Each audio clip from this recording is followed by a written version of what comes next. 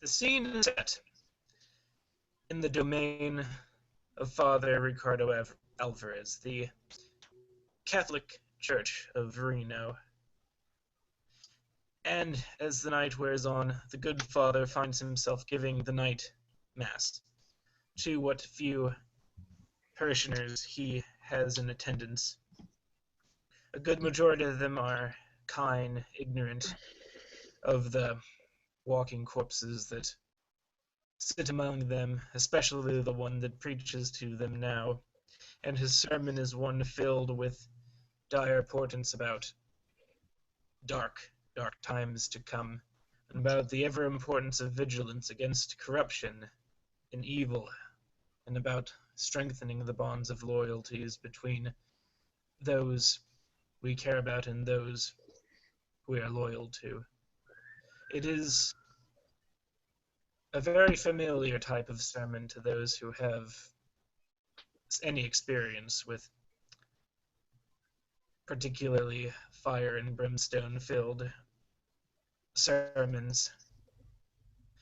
As for Dietrich Graves, who sits near the back of the church at the moment, what would his opinions be at the moment, as he sees Father Alvarez animately encouraging his flock to gather for the coming storm, for a gathering storm is coming? Yes, Dietrich will be he'll be sitting by himself in the sort of far off corner of the room in one of the pews. He'll be listening to the father and having fond memories of his childhood and the Roman Catholic upbringing that he had. A strange sense of familiarity and comfort, I guess, would go through him, a feeling of comfort.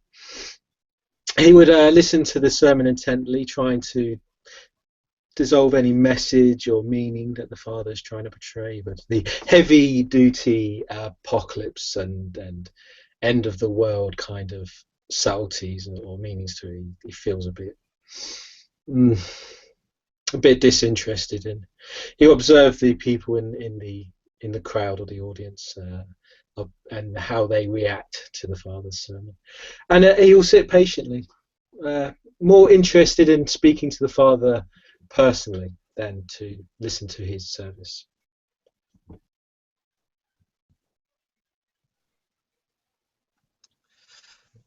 About during the last quarter of his speech, the doors to the chapel opens and a new figure enters the room. Walking into the church is Cameron Forsythe. He's been walking the streets of Reno this evening, his mind full of the strange conversation that he had last night with Mrs. Blackmoon, and he has walked the streets without any particular direction in mind, which is unusual for him, as he often walks or takes a ride purely to where he intends to go. But his mind has been full, and he has thought that a walk perhaps might do him some good to clear his mind. His thoughts have turned to the discussion that he had with his now long deceased member of his family. And as he walks down the road, he has found himself outside of this rather large church, which has taken his interest as not only being the only one that he has found as being showing any sign of life at this evening, but also aesthetically quite pleasing to his eye, as he does appreciate the structure of the building more than perhaps the goings on within. So he will walk in the door and he stands at the back listening to the words of the priest, and briefly remembers himself and dips his fingers in and crosses himself in order to at least make himself look the part. And he stands there with his hands crossed, just watching and listening as the priest gives his fire and brimstone sermon to the Mass.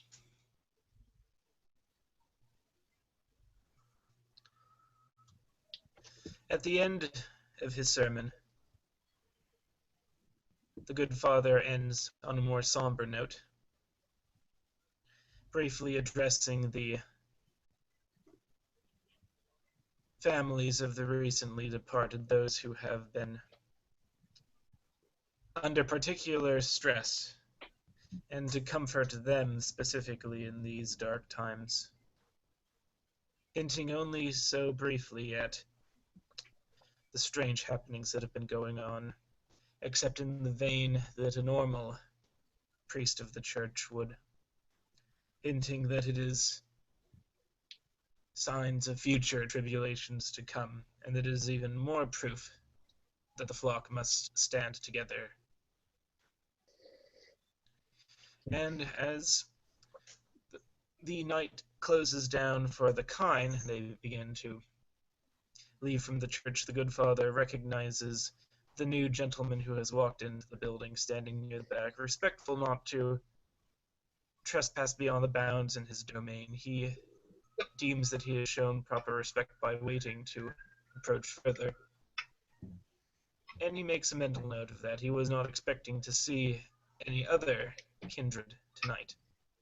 But it is not an unpleasant surprise. And as he walks down the center of the aisle, giving his blessing to those other parishioners, the unknowing kind who come up possibly with questions, possibly their own stresses, he smiles at them with a kind-looking face. For those who might have taken notice, he has quelled the shadow for now, and it inertly mimics his normal movements like any other human shadow would. And finally, he reaches Dietrich Graves and smiles at him and says, "I'm glad that you're here, Dietrich. How have you been these past couple of nights?" as he goes and shakes his hand, again mimicking the same sort of greetings that he has to all of the other people. He will pause for a moment as you offer your hand and just give a polite nod instead, and he'll go, yes, I have been doing quite well these past few nights. I did enjoy your sermon greatly. You have quite a way with the people." As the head of this church, I must do everything that I can to keep the faith strong. It is my duty to them to keep the flock secure, feeling safe, as it were. I imagine that is. That in time you'd Yes, I imagine that is quite a difficult task to do in these, as you would put it, troubling times. Reno has been my greatest opponent. As I said before, these streets are filled equally with sin and predators, unlike the which many of our kind have ever seen. I'm hoping that, in time, I can count you amongst those stalwart who would stand and defend both kindred and kind from the things that lurk in the darkness. As you say, things that lurk in the darkness, Dietrich can't help himself but look at your shadow, and then look back up and go, yes, of course. To each kindred their own. Happens when you look at the shadow. Sorry. Does it actually You're start? reminded almost as like a still pond for a moment. You know there could just be something lurking beneath the surface, but for now it just remains completely still. He kind of takes note of what you've just said, and irony of it, I guess. But yes, and he'll probably, as we're talking, I imagine a lot of the parishioners are leaving. Is this strange figure still standing in the back? Because I think Dietrich, he wouldn't have noticed him. He is. He's standing at the back. He's almost paying more attention to the individuals that are leaving. He seems to have taken a little interest, but as the parishioners walk past him, he casts his eyes to the stained glass window and the structures within the building. He doesn't seem to pay too much interest to either you or the father until he is actually addressed first. But he seems to be just standing there with his hands crossed in front of him, watching around.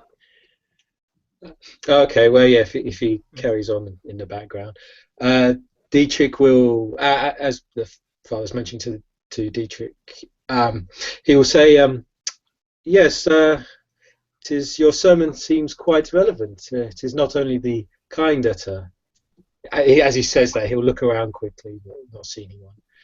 It seems more than the kind is troubled by recent events. I have been questioned on a few occasions by many individuals about the disappearances and the week of darkness. Well, we should have a very interesting chat later on. I'm hoping that you will stay for after the sermon. Oh, I was hoping that I might be able to talk to you a little bit more about your potential future, as it were. As I said before, I see a lot of potential in you, Mr. Graves. By the way, how have you been liking the establishment that I was able to secure for you? I hope your studies are going and well outside of the bounds of Princeton. He says on a much more quieter note. Sorry, what's this referring to? What, he's the mortuary or the? Earlier on, he gave you an address for a sort of bunker that was on the outskirts of Reno, so that way Dietrich could continue his experiments without running the risk of Yeah. Okay. No. Okay, yeah, he's probably he's probably conducted one or two experiments there. Probably one of them involving a poor individual, which had to be put down. So that flashes through his mind, and he goes, "Ah, yes, yes, I thank you greatly for the place to conduct my work and experiments. It was incredibly handy on one or two occasions where he'll look around. The masquerade could have been affected, but I feel that my experiments have gone much better. Thank you." He'll carry on nodding. I am delighted to hear that. Again, I hope you'll stay. We can talk a little more down in the, as he will add again on a more quieter note, to the kindred church below. So out of character, what's the church like? Is it quite old or Gothic looking, or is it fairly new and modern? This will also tie into what both kindred have been able to observe when they entered the church, is that it appears to have all the telltale signs that it was built by the kind rather than the kindred, probably even before the theocracy set up camp here. The stained glass windows are depicting very iconic figures from Catholicism and from the Bible. The church and masonry work looks rather old, and there are telltale signs that a while ago, like electrics or like wires and fresh new lights and the new amenities of the modern world were painstakingly inserted into the already existing architecture. So the building is quite old, but it looks like a lot of loving care was given into it to make it as hospitable to the modern sensibilities as possible. A somewhat mixture of the old and the new. Okay, so yeah, Dietrich, he'll look around and as you say about going to the back of the church, go, ah, yes, this church does remind me of many of the grand cathedrals in London. I do hope that you perhaps have some catacombs or other ancient places, perhaps beneath the church. As he'll smile and say, "Ah, I am very anxious to show you. It's one of our coteries' crowning achievements, the jewel of the Eparchy of Neon Shadows, as it were. As by now, like, there's only, like, maybe one or two kinds still talking near the back of the church. Only three kindred are right now within earshot as he mentions that. You can see that he always seems to keep an eye or turn his head so that he always able to keep notice of people in his peripheral vision. Mm. He seems almost in that manner of speaking to always want to know where all of his parishioners are. It's a little thing. He doesn't really try hiding it, so Dietrich's able to easily pick that up. It's a little quick businessy. It's like a shepherd looking after his flock. Exactly. Mm. Okay, so as he's sort of looking around, Dietrich. So he offered about him going to the back office. So he'll. Yes, well, if it is possible, he would like to maybe walk or examine your church or your domain. If such a request is rude or inappropriate, I will retract it. As he will smile and say, "Not at all. I am always eager to show off our wonderful church to those of potential faith or, if not, fascination. Go see my assistant in the back," and he lingers on the word assistant, as you will see that there is a younger man in the back, probably about maybe late not their 20s, sort of talking to the last remaining kind. He is again also in the priest attire, although he holds himself much more modern, and you can tell easily that he's one of the kind. He might suggest that this might be Father Alvarez as well. He'll just say, "Tell him you wish to be shown the architecture, and he will take you to where you need to go. I must speak to the other gentleman over there. I will be seeing you in a few minutes." Again, Dietrich will just bow and nod and carry on walking to the gentleman. As he now approaches the other individual, he will smile and say, "It is a pleasant surprise to see you this evening. I did not take you for one to enjoy these types of sermons." He'll look at you with a raised eyebrow. He doesn't seem offended, but slightly surprised.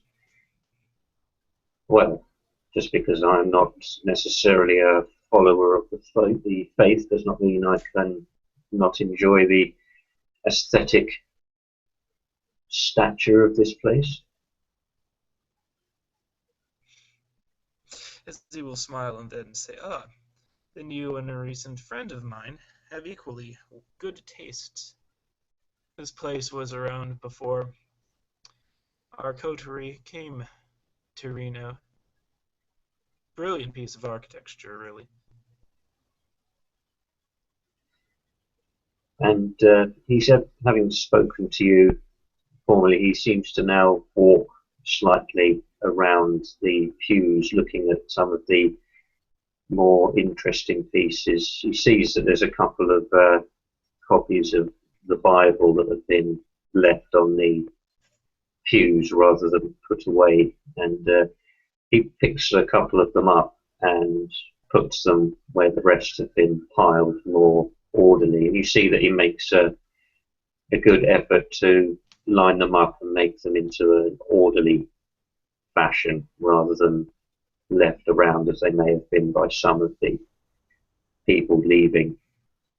He speaks almost over his shoulder as he continues doing this down some of the pews and says, I must admit I have no specific reason to come this evening, but rather I seem to wander in this general direction. There is perhaps something that you or one of your associates could do to assist me. Interesting. I'm always eager to help out. Kindred souls, as it were. After all, I'm sure you're aware that is our purpose here.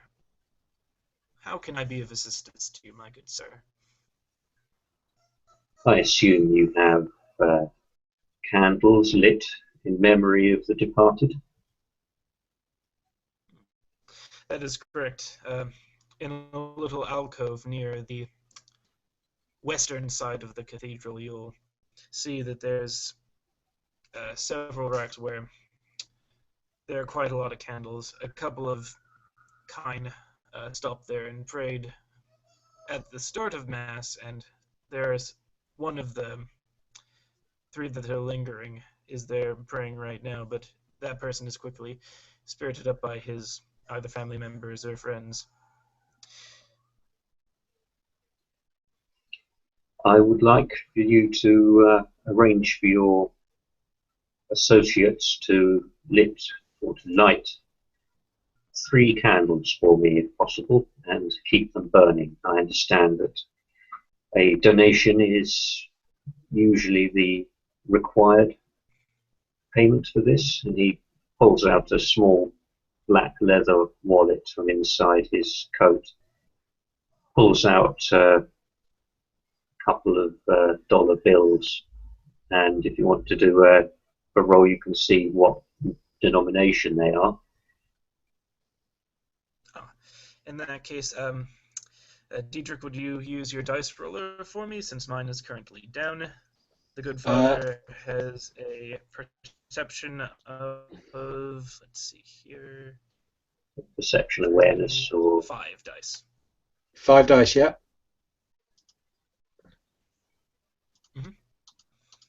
Okay, 5 dice, roll, and that is 3 successes. Yeah, in that case, as he pulls them out of his wallet and folds the notes before popping them into the wooden donation box, you see that he's put in a couple of $100 bills and put them in. I hope you find the donation satisfactory. The church is always in need of upkeep, and we are always grateful for donations wherever we can. If you need anything else, feel free to ask. I will have one of my assistants fulfill your request immediately. Actually, would you care to possibly stay after? I was going to talk to a recent arrival to the city.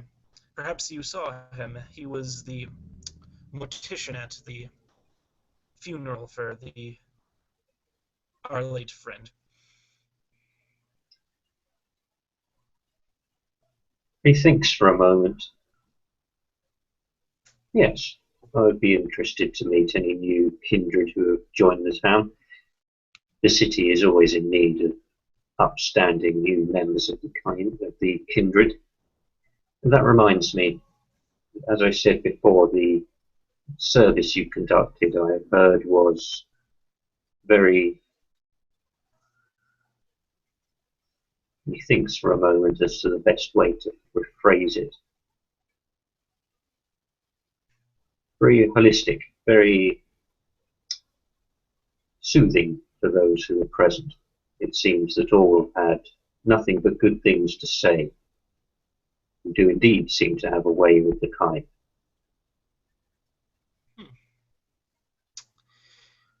It is our...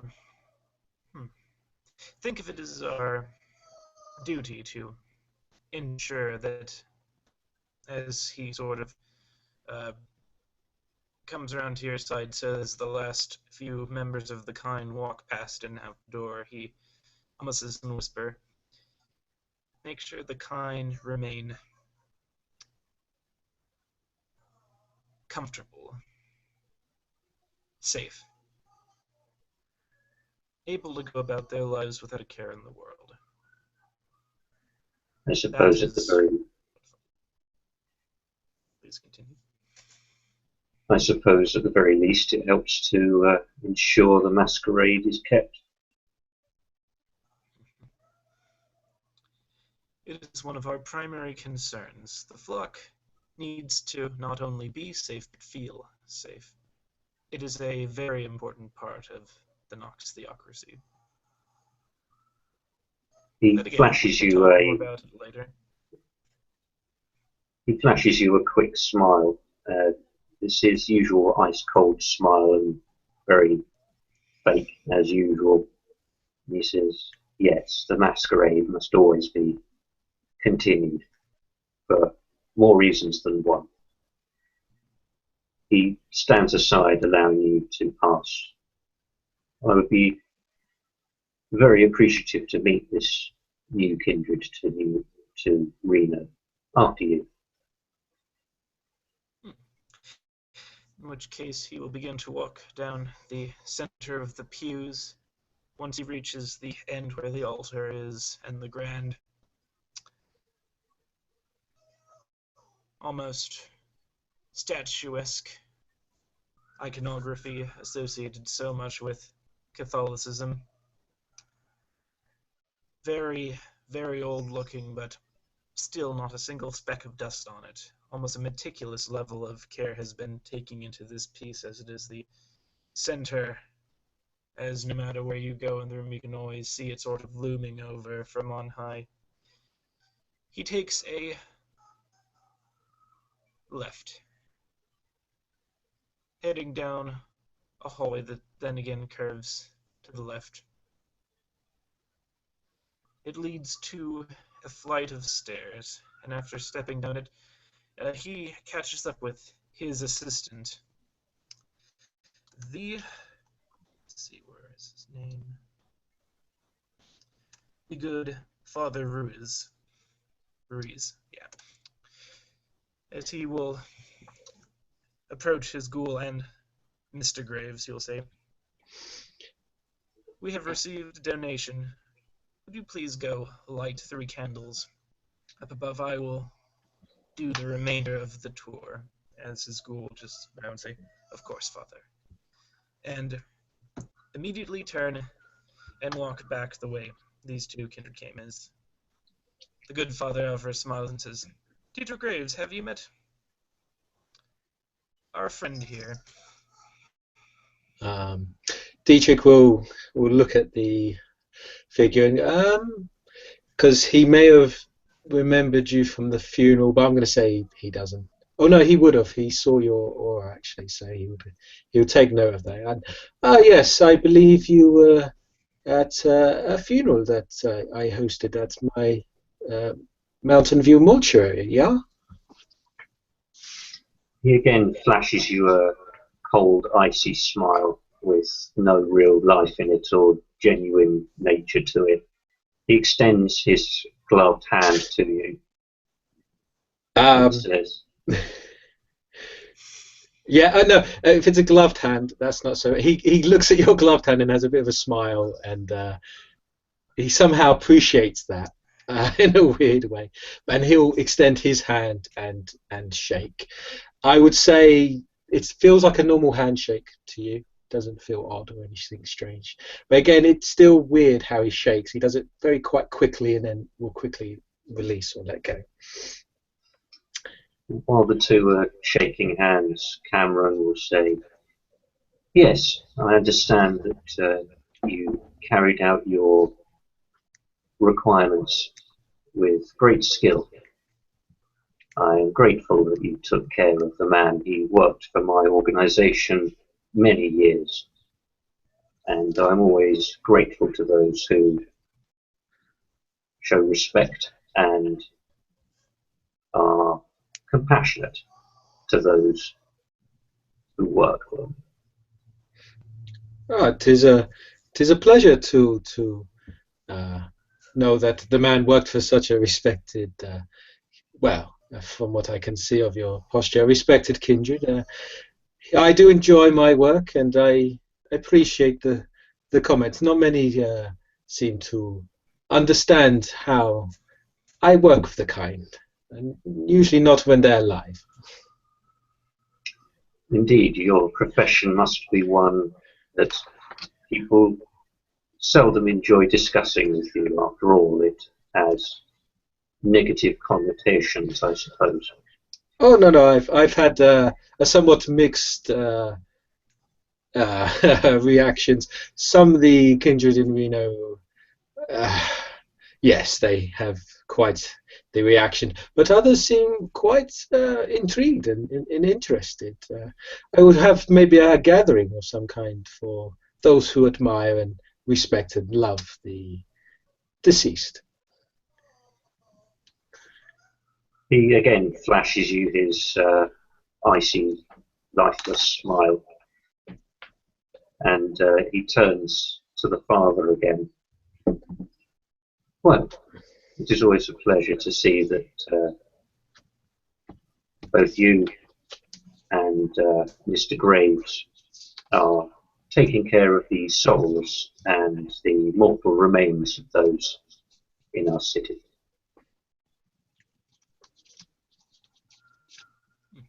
Yes, Mr. Graves and I do share several common interests. I'm actually hoping that I will be able to welcome him into the fold in the near future. If God willing, of course. But enough about that. You two are here to appreciate the aesthetic design of my forebears. Mr. Graves, have you noticed anything interesting about this particular hallway, as this is currently below ground level?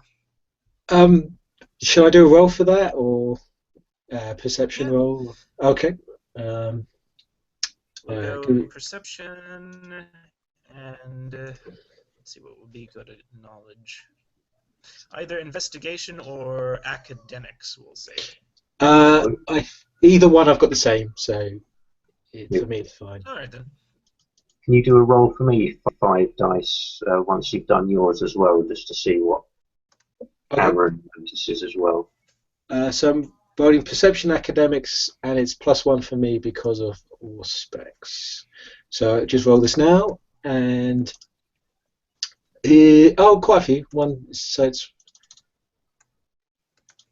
right. Yeah, I've got lots. I know Dietrich is Cappadocian. Is Cameron Nosferatu out of character? No. Okay. Right. If you were Nosferatu, you would have given a bonus to this roll. Okay, so did you want me to roll 5 dice as well? 5 dice, yeah. I've got all specs as well. Okay, so just plus is 1. Excellent. Okay, 5 dice. 1 success. It's too dark. Yeah, I can't remember. I think I got about 4 successes and 1 success for. All right then. By getting above 2, you're able to gauge that this hallway below ground, is a lot newer than the church above. Not only that, Dietrich, you're able to tell that the architecture is distinctly different. Like, it's very more uniform and almost tunnelish. Okay, so the floor seems new, and the surroundings don't quite match in with what's been done there. So Dietrich will automatically assume, as you've suggested, what do you think of this hallway? He will gauge and look, and he'll notice that the floor is new and not quite right, and not quite to the aesthetics, and some work has been done. And I think he would assume that perhaps there is a secret. So he'll speak. It is quite intriguing. There seems to have been some work done.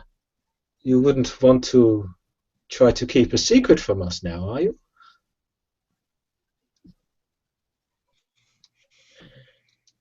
Actually, I missed what you said. What was that? Oh, Yeah, he'll say, "Oh yes, you've had some work done." He'll point to the floor and to the walls, and it doesn't seem to quite match the architecture. Have you had? Are you trying to keep a secret from us, perhaps? Oh, nothing quite like that. You are all familiar that this area is Eparchy's domain. This is no secret.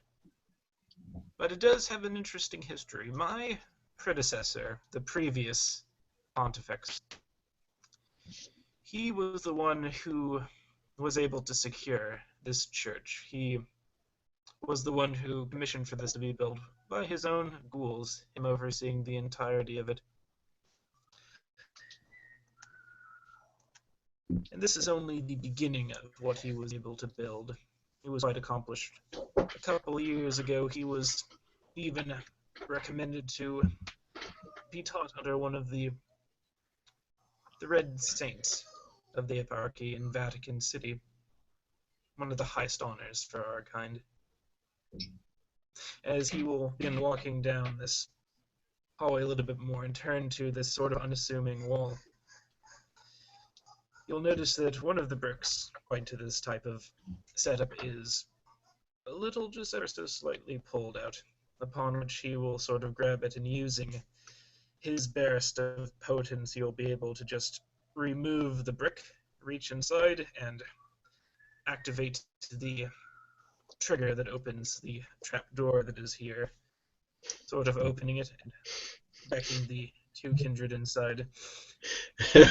As soon as you do that, Dietrich will have a wonderful smile on his face, and he'll sort of not scream out, but he'll say quite loud, wunderbar! You seem to be a kindred of many surprises." He loves that. He loves trapdoors and stuff like that. Cameron will look at the part in the wall that you pulled out the brick, and you note that he seems to be nodding to himself slightly. He doesn't say anything, but he is, just so that you know, in character, he's got eidetic memory, so he's made a note of the fact that this is here. Ooh. Well played. Upon which, do you two enter the room? Dietrich, he almost has a skip in his step as he kind of walks down the dark, I assuming dark kind of basement area. Cameron follows and takes a cursory glance around the room. Again, not particularly interested in the details of the area he's just entered, but more interested in perhaps speaking with his new guests than the room. Again, it's not Cameron's forte architecture, but anything of note in the room he will pay a small amount of note to before moving on.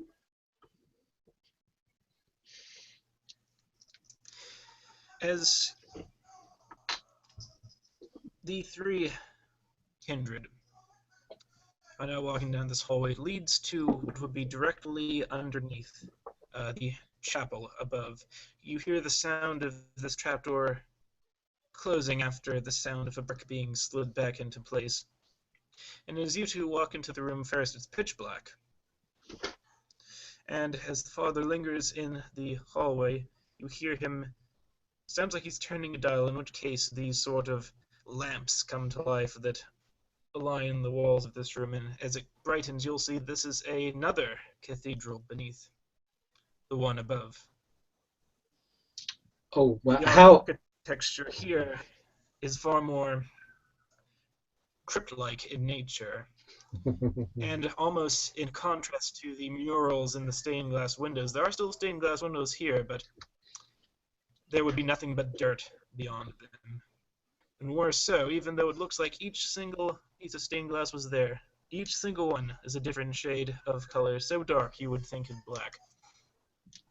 And the mural, the top area, is a mural that looks like it's just completely black, like somebody just somehow threw paint all across it, like you're just looking up into just darkness. As he says, "Welcome to the Chapel of Night, gentlemen." Dietrich has a wonderful smile on his face. You've not seen him happy on many occasions. He's always been polite, but it's the first time you've actually seen like a wonderful grin on his face, and he just seems to be taking it all in. And I think he would actually spend a blood point to heighten his senses, his eyesight, just so that he can absorb this in and to see this environment. So I'll mark that down. Oh, this is fantastic. Yeah. And as anything yeah. similar? Cameron will again make a cursory glance around the room. Again, you'll note that he doesn't seem to pay much attention to anything more than just make a glance around the room. He looks at how Dietrich seems to be reacting to all this like a kid in a candy shop. And, he turns and seems to pay more attention to Mr. Graves at this. I see that perhaps the father has struck a chord with you with his special building here. Graves will. He seems to be, has his hands sort of slightly opened up, and he's looking. And I'd say he ignores you for a few moments, and then he just goes, "Oh, can you not smell it? It is such a wonderful smell. It has been so long. Oh, that earthen, rich texture." He seems to be wafting air to his face, and he'll lean over to the glass windows, or the glass windows described, and say, "This most fascinating design. This is surely this is not done by Cain." He will speak that to the This was padre. entirely done by the kindred. This architecture, every single bit of it, was done by members of the Nox theocracy, the original coterie that would form this eparchy, including my predecessor, the former pontifex. This was all commissioned. It took them years. Over 25 years, to be precise, in order to get it completed. But again, the former pontifex was meticulous. I had the privilege of being here the last 5 years it was being installed. It was a marvelous time. We had such a celebration. The first true night mass was something to behold. You should have heard him, as you'll actually see something that you haven't seen yet on the Good Father, and Karen will notice this too if he is paying attention. He can't really hide it. This almost feeling of excitement, this utter longing and appreciation for his predecessor's passion for his project. But it quickly passes, and he smiles again, his normal, comforting, priestly smile, and say, "Do you like murals, Mr. Graves?"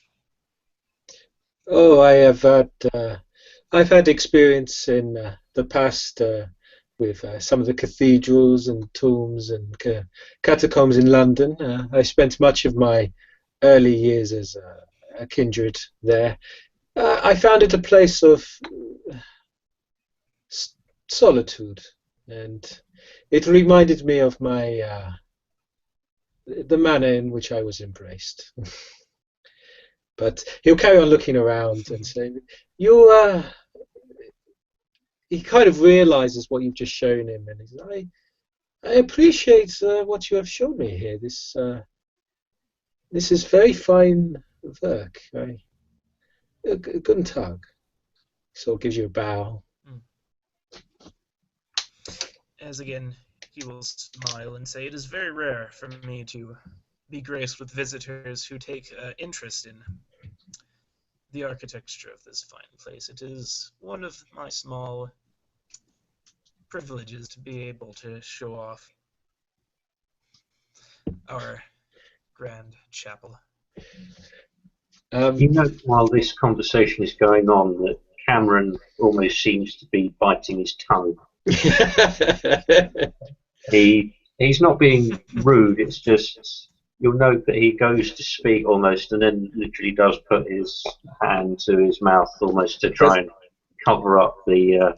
Does it actually look like he's covering something up there, or because I could roll? He does look... It's noticeable. I mean, I don't know if, obviously, if you're distracted looking at something else, you might notice... Well, it's just I've got my Allspecs going, so I probably see like every detail and every sort of little nook In and that case, cranny. you'll notice then, as I said, that he's trying to almost cut himself off from saying something. All right. Well, Dietrich will probably spot that because he's probably in front of the father looking at the church and he's looking back and talking to him. He'll see you in the background and go, and then notice you biting your lip. And is there something you wish to say? Perhaps something regarding the grand cathedral we are presented. He will lower his hand and look towards the two of you. And he'll think for a moment and say, "Forgive me. When I was young and a kine, I was always taught never to discuss politics or religion with people you did not know, for you may cause offence. I, however, consider that it is important to have free and open discussion, and so I apologise in advance should I cause offence to anyone. It is not my intent, I merely speak my mind and expect others to do the same." Yeah. So Dietrich will take note of that, and he won't interrupt you. He'll keep listening and nodding. I appreciate the architecture of this place. Clearly, as you say, it took a lot of time and effort from the kindred who built this place. However, I must admit that I am somewhat baffled as to the purpose of this. To my mind, the kindred, for the 25 years that you say it took to build this place, would have obviously been engaged in other activities and keeping the masquerade at all times. I can only imagine the amount of time and effort it must have taken to create such a place whilst under the noses, literally the very noses, of the kind. I do not understand why this cathedral under a cathedral would have been constructed. Perhaps there is something I am missing, or it is something that I have not put my studies towards in order to complete my knowledge on this area. If you have not taken offence and are willing to fill in this gap in my knowledge, then I welcome that. However, if I have caused offence, I apologise. Oh, not at all. This is a very, very keen observation. I figured that you would have a very logical mind about all of this, and that is another reason why I specifically and am very happy that I brought you down here as well. You see, a while ago, before the Eparchy of Neon Shadows was established, my forebearer and his coterie were a probational coterie. The prince, you know how the prince can be sometimes, he's never one to divvy out power to those who can earn it. So, again, the prefect, my predecessor, built this as an example of the theocracy's potential. He built it, and he built it all without arousing the suspicion once of the kind. Completely beneath their noses. He built it as a show that the theocracy had the ability to exercise absolute subtlety, or absolute discretion when it comes to their activities, even on large-scale projects. And that alone was enough to... Yes, think of it like that. Think it is an example of what the theocracy was capable of if it pulled its resources together. He nods with understanding. It seems to the explanation you've given him seems to be more appealing to his more logical mind, and he looks around almost with a different perspective to look at it, rather than think of it as what he may think of as a pointless adventure into creating something hidden from the public. Now he sees it more as an example of what can be completed in order to show the worth and value of a coterie or organization working together. And that seems to resonate with him more than previously. And Father Alvarez will take note of that and smile, completely genuinely, as he will say, again, my predecessor earned the right to gain tutelage under the founders of our faction. It was his equal parts faith and equal parts tenacity that allowed the theocracy to even have a presence at all within Reno. And it is for that that I can bring the two of you here right now. So, again, take it all in. This is my founder's legacy. As he'll just sort of look up at the black mosaic, the black, completely pitch ceiling, almost like looking at the night sky. I see Dietrich, as you two are sort of talking, Dietrich would probably lose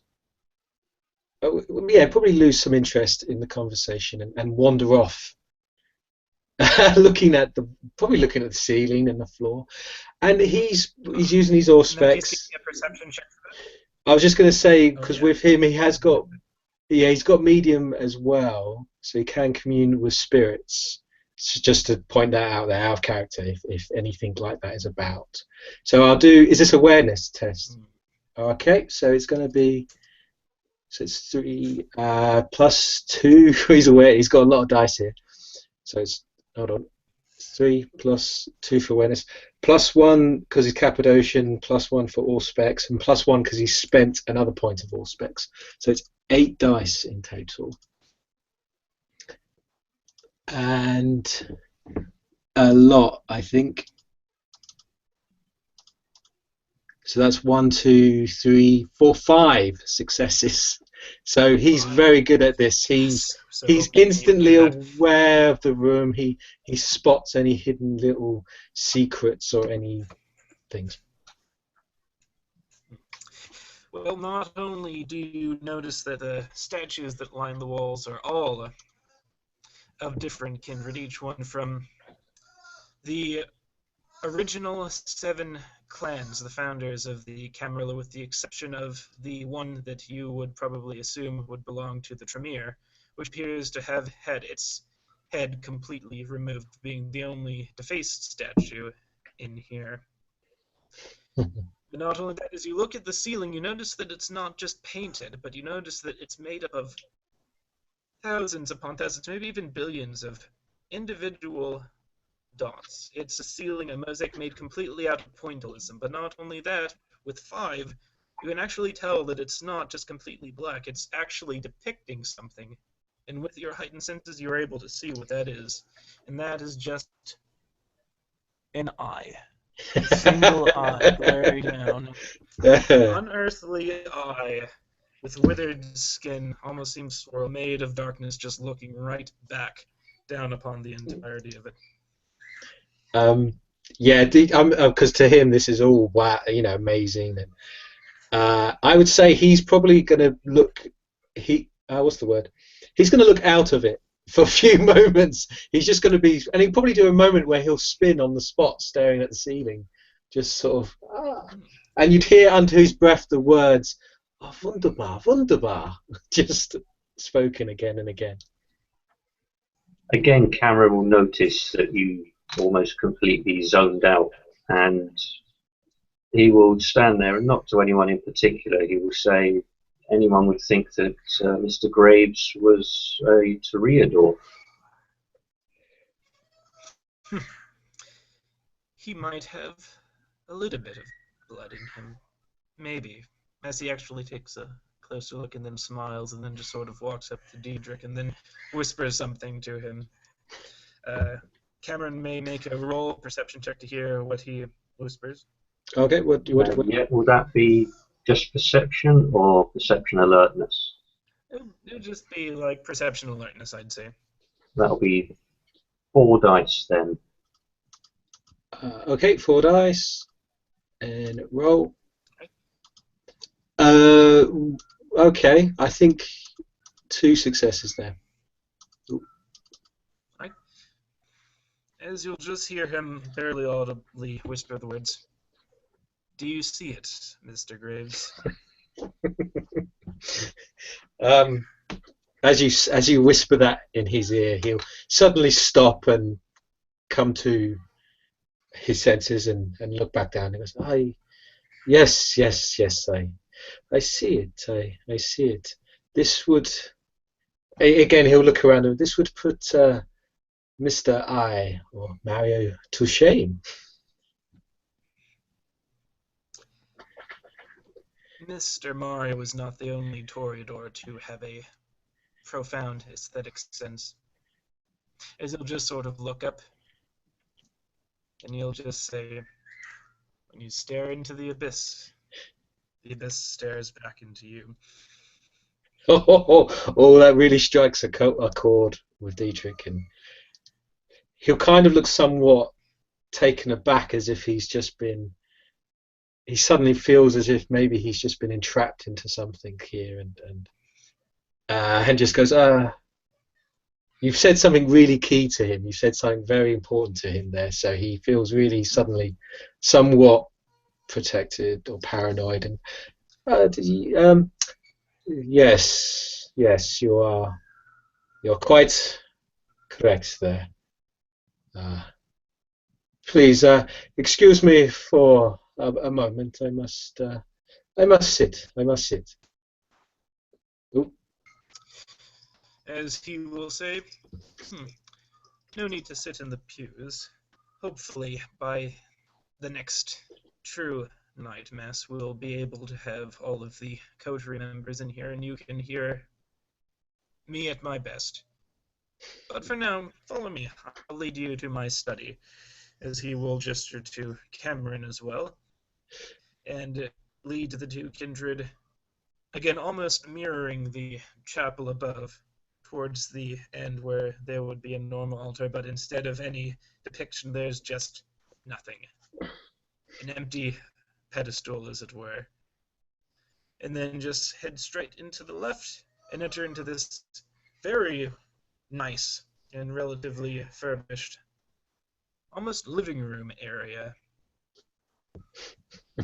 As he will gesture to several chairs that are lying around, you can see several bookshelves lining the walls. He will close the door behind the 2 kindred and offer them a seat. Just out of character for a moment, I think we've lost Ian. Oh, yeah, we have, unfortunately. So we're just assuming that he's tagging along. We'll say he goes quiet and he's observing. So Dietrich, he'll take a seat, and he would seem somewhat quite reflective and a bit quiet, and he'll say, so how many is your number in this theocracy in Reno? Not as much as I would like. Several members of the original coterie ended up being called away to other cities to start eparchies of their own. So far, besides myself, we have, besides several neonates, just the High Inquisitor, Father Frost. A fellow you would probably have a lot to talk about, since you, if I'm not mistaken, are clanmates. Would he have heard, out of character, would he have heard any of that? Or know who that person is? Or, because I'm trying to think Inquisitor. Probably not. You're still No. new to Rena, so... Yeah, okay. So he would pause, was unaware of any Cappadocians of such high status here in or nearby. I'm quite ignorant of the activities of my clanmates in America. He ended up becoming a part of this eparchy in response to the theocracy allying itself with the Balefire Coalition, but he has proved himself time and again. I'm sure you will meet soon. And again, out of character, Yeah, that's what I was Father going to Alvarez led the two kindred down the center of the pews, again almost mirroring the lead to the descent leading to this place, but instead of a hallway that would lead to a flight of stairs, this just led to this rather well-furbished living room. And he gestured to the two kindred to take a seat, and he's been talking to Mr. Graves ever since. Graves was just talking about the theocracy and the number and the Cappadocian. But he kind of pauses, and it's so this theocracy, your belief is that it is kindred's duty to look after the kine or serve the kine in some manner? It is the theocracy's belief that the kine must be defended. The kine must be shepherded, and the kine must be reminded that there are things in the darkness that will lead to their extinction, and that we will protect them from such predation, from the darkness itself. Cameron looks up at this. You say the theocracy, of which you're a member, is present to defend the kind of the world. I can't help but see that throws up a slight issue. After all, is it not also our duty, merely as kindred, to defend the kind by making sure that our own actions never come to their light of day? The masquerade surely protects the kindred enough from the kindred, and kine are to be dealt with by their own ways and means. They have their beliefs in the church, they have their own social strata to protect them. I would have thought that it would have been more than necessary for us to ensure that the masquerade was kept upheld as it always has been. And in a perfect world, that would be the case. The theocracy would simply be content to watch from the shadows and ensure that the enemies of the Camarilla do not worsen the situation. But unfortunately, this is not a perfect world, especially in times as dark as these. People are becoming more willing to question. We have found that it is becoming more difficult to use the same tactics as before, the same God-fearing creeds that have worked so well in the past. And it is for this reason that the theocracy has been forced to take a more active role. You see, whenever something unexplainable happens to the kine, normally one of two things happen. Either one, they believe that they are hallucinating and that everything that they have witnessed is not real.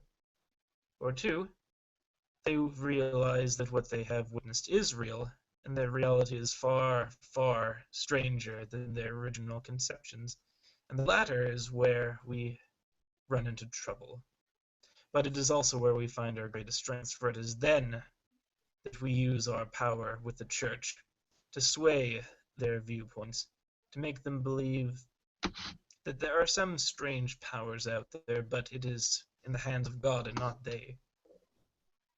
That is our only recourse for such actions like those, when the forces of the blasphemous Sabbat raise entire villages or towns like they did so long ago, when wolves in the skin of men prowl the wilderness, when things far stranger than anything we kindred could possibly dream up in our accursed nightmares prowl the streets of a city. If we cannot uphold the masquerade, it is our job to influence the faiths, to ensure that they remain docile, remain placated in their belief that God does have a plan for them, which it does. There is a third option that I think, particularly these days, plays well into our hands without any action being required. Denial can move mountains just as much as faith. If a man claims to have seen a wolf-shaped man running amok through a city, he is more likely to be decried as you say, hallucinating, or it is to be even attempted to be explained, but only through shabby documents and poor media, such things as tabloid papers and so on. All of these things help to dismiss these acts as only those that would be considered with any credence by those who have overactive imaginations.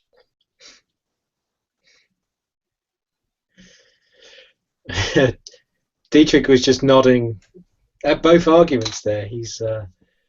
He'll speak out, going, I've had a mixed reaction with the kind in both areas. Some flat out deny my presence and my abilities. Others seem to be drawn, as it were, like a moth to a candle, trying to seek something which is not there. I've always felt it best to draw a line between action with the kind and the kindred. I am an analytical man, a man who believes in rational thought and the world of logic and numbers is my church, if you will. I think that being able to ensure that the line between kindred and kind remains respected.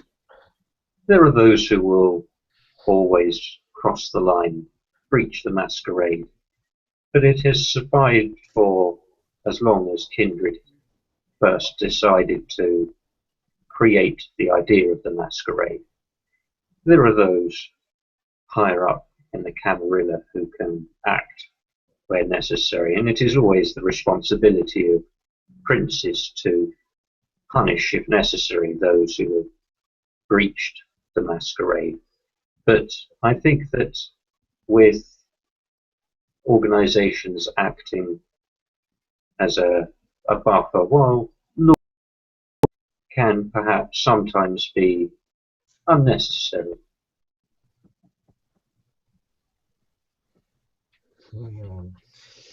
Again, a very excellent argument. And it is there that I think we have our most common ground, is while sometimes the best reaction is denial. And that is where our beliefs sort of interact, because much like you have your own doubts, part of religion is society, just like science is. To be able to influence what is accepted to believe, what is morally accepted or logically accepted, can be quite a weapon as well.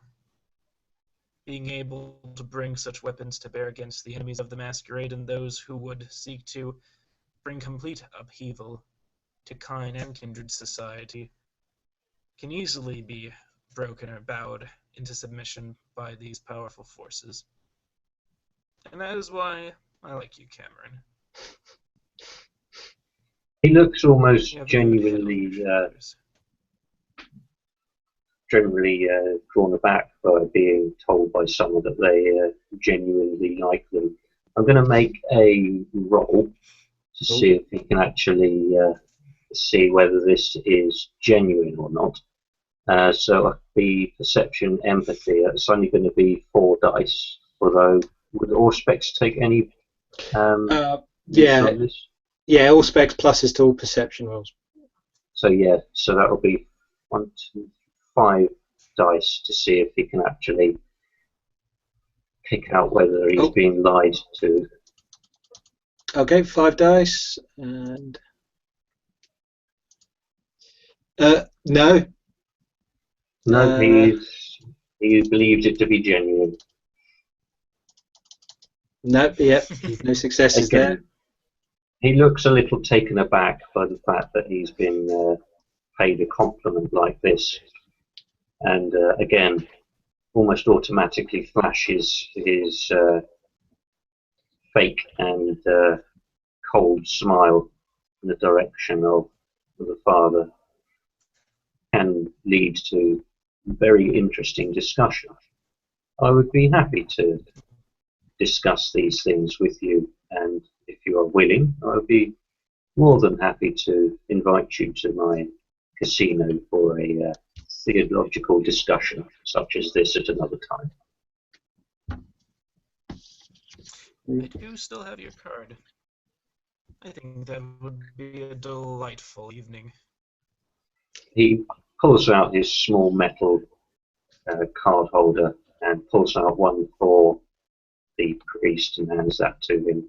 He also hands one over to Mr. Graves. Mr. Graves, you appear to have had a most enjoyable evening tonight, having been shown the wonders of this building. I'm glad to see that our new arrival is enjoying the hidden secrets of Reno just as much as the public areas. I have, yes, I've discovered tonight that there are many hidden secrets in Reno. Quite surprising. I hope to find more. It has been a pleasure, and again, he'll hand out his own the supernatural. He will again flash his fake smile. You're always welcome at my casino. Please make sure that you remember the one lesson that I've always passed on to new venues. Never bet more than you can lose. He'll laugh and yes, very words to heed. It has been a pleasure. Indeed, gentlemen, thank you for your company this evening. Business beckons, as always, but I hope to speak to you soon. And with that, he will stand and head out of the church into the night and walk back towards his own casino.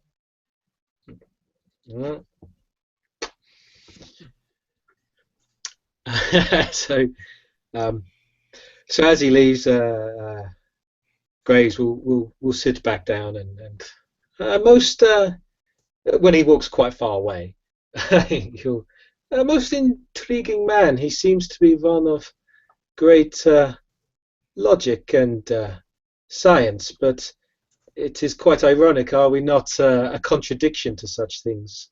by merely being here. He places a hand on his chest to feel his no longer or his heart that does no longer beat. Another keen observation, Mr. Graves, and that is where faith still has room and merit in our society, is that there will always be things, gaps, holes, inconsistencies, questions that can never quite be fully answered. And that too is where our coterie draws a great deal of its power, as I mentioned before. But you seem to specialize in those types of questions. And that is why I feel that you have a very, very potential future in our august organization. Is he saying that in quite a flattery way or in an actual honest to God kind of way? Total flattery. Total flattery. Okay, so he'll try roll to see if you're trying to. Yeah, but if it's total flattery, there he'll get that, and that is quite the compliment. I'm going. I mean, you could roll anyway. Actually, roll me manipulation plus expression, we'll say. So that would be 6 dice. Okay, you've got your status as your status as well. That's I think. right. Yeah, I was. So it's another 3. So is it 9 in total? 9 in total. Okay, I'll roll that. Oh wow, yeah, you've quite stunned him there. So it's that. So 1, 2, 3, 4, 5, 6, 7. Yeah, there's a lot there. It's a lot. Hold on. I'll roll his perception. No, it's 1. And he's got heightened senses as well, and another heightened senses. And he'll be like, oh, thank you for the compliment. It is very rare to find one that appreciates mein Werk. It gladdens me to see that not all the kindred in this city are as well obsessed in their own little worlds, as it were. But I do have a question to ask: is what are your limits in understanding the other world? What are you willing to do? As he'll put his hands together as he's sitting down now as well. There is always a price one must pay for enlightenment. I'm just curious as to your limitations. I only have 2. 1, you shall not break the masquerade, and if you do, you shall feel the full persecution for doing so. And 2, you shall not stray from the path of humanity, for to do so is to invite in the abyss itself. He pauses for a moment, thinking quite long on what you've just said.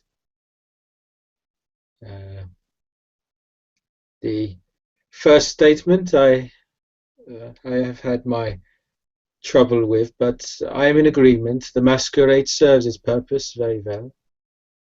But when it comes to the latter point, I believe our humanity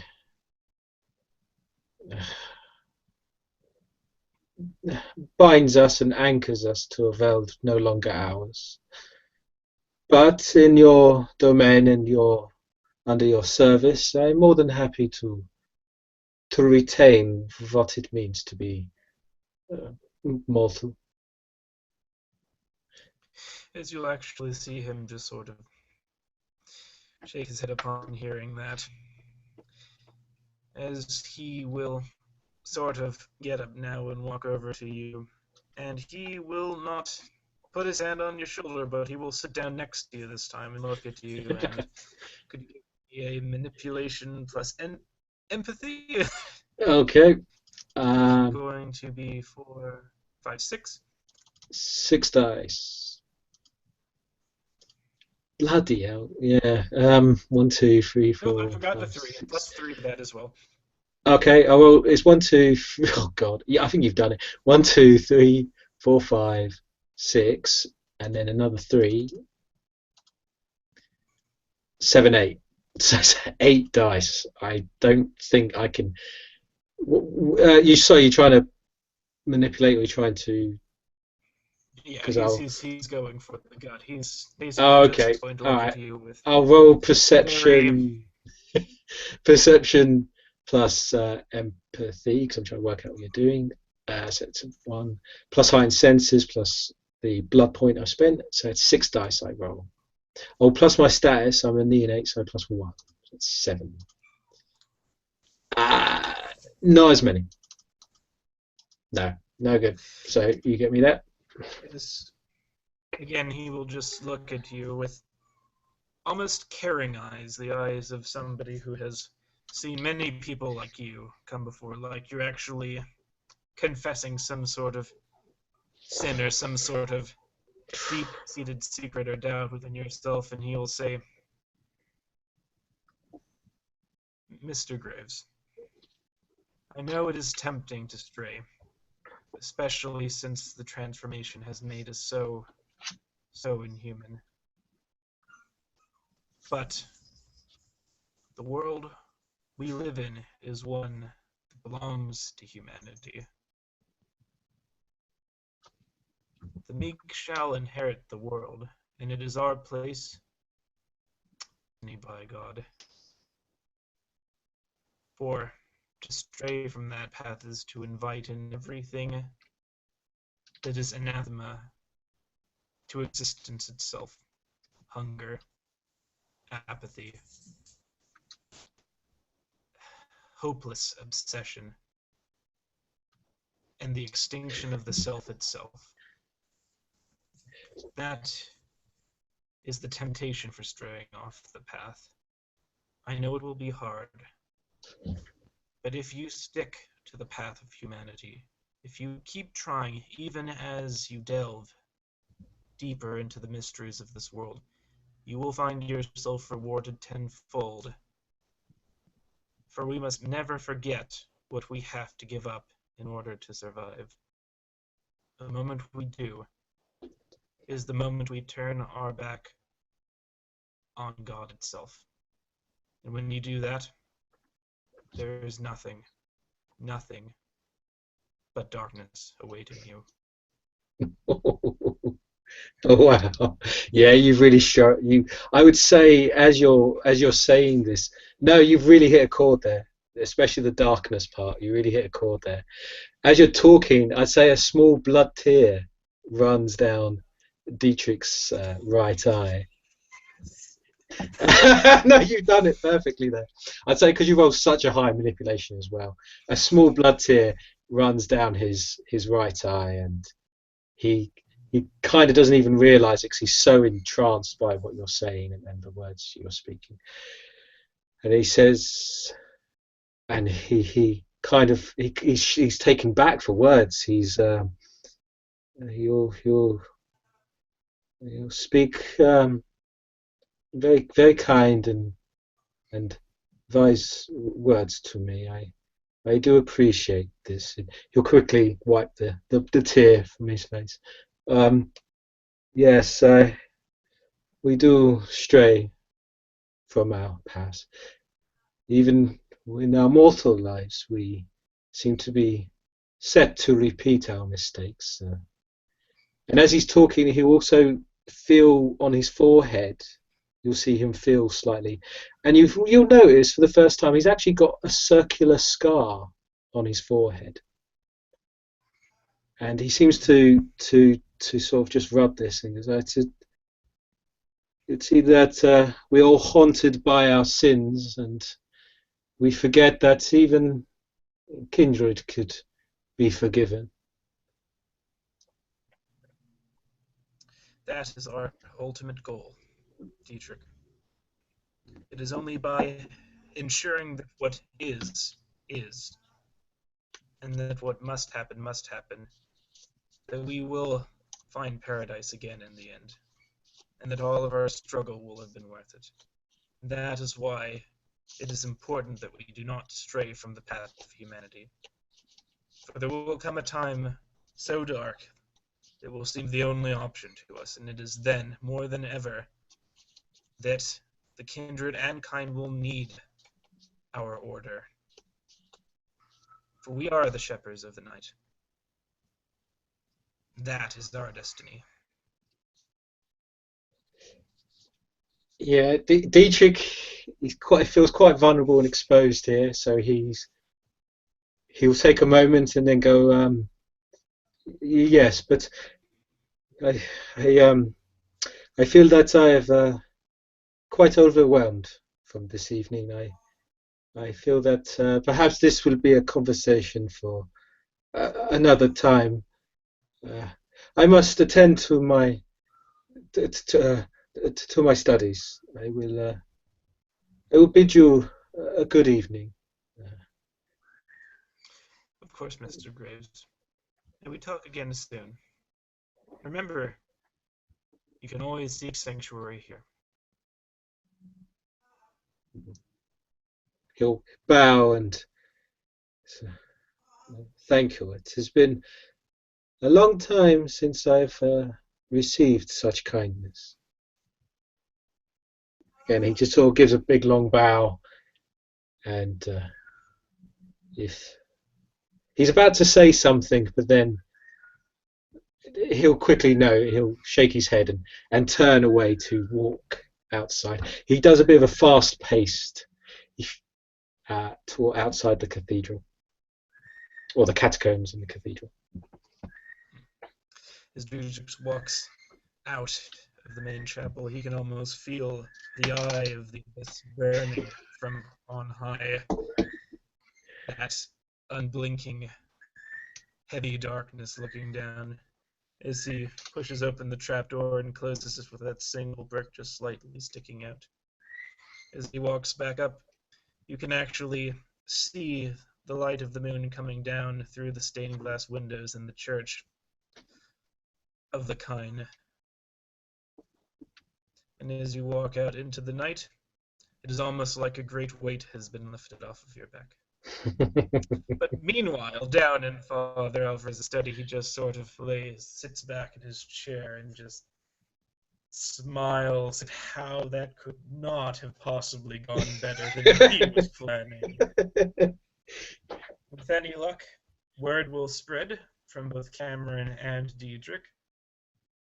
And as he gets and picks himself up, he walks over to his desk, and there he sees that the mail for the evening had come. As he sifts through several things, he pauses for a moment and sees a particular letter. A letter with the express stamp on it, and as he opens it, his eyes widen as he reads a very simple but hastily written letter, and at the very bottom, in the same waxy blood seal that he had given the letter that he sent to Miss Blackmoon, he sees the symbol of the Nox Theocracy, the keys of the shadow of the Vatican itself. And as he takes it, he slowly walks over, opens another drawer, and pulls out a lighter. After holding it very far away from him, he flicks it as it comes to life, and he just sort of sets it, and then just sort of drops it into the trash. And as the letter falls and hits the seal, the flame turns this blue color for only a brief moment, authenticating itself, as he just sort of immediately closes the lighter, steps away from the trash as it eventually burns itself down, no longer able to find sustenance within the ash. And he thinks, there's going to be another La Sombra, another Magister coming to this city very soon. Will she turn out to be an ally or a potential rival? Only time will tell. Only time will tell. And that is where the scene will end.